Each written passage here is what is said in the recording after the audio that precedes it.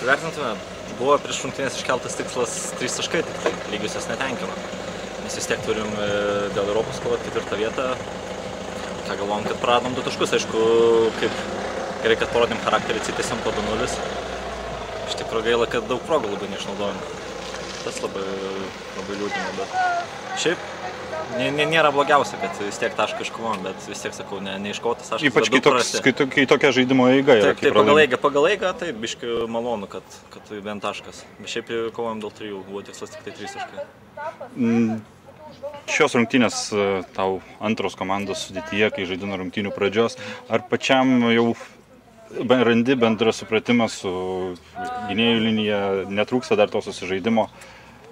Ne, po tai jau, ta prasme, suprantam vis tiek vienas kitą, nėra labai sunku, kažkaip nebuvo labai sunku įsilieti, vis tiek suprantam, nes vis tiek ir patyrę gynėjai, vis tiek turi patirties, tikrai lengva rasti bendrą kalbą.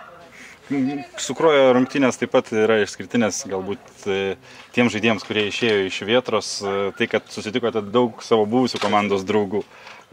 Smagu yra kovoti prieš, ar tai yra papildomas akstinas sukovoti prieš savo buvusių komandos žaidėjus? Nežinau, gal tiesiog šiaip malonu sutikti senus draugus, bet šiaip kovojam kaip ir prieš visus. Aikštė draugų nėra. Už aikštės gali būti draugai, bet aikštė nėra, vis tiek kovojam kaip su visais.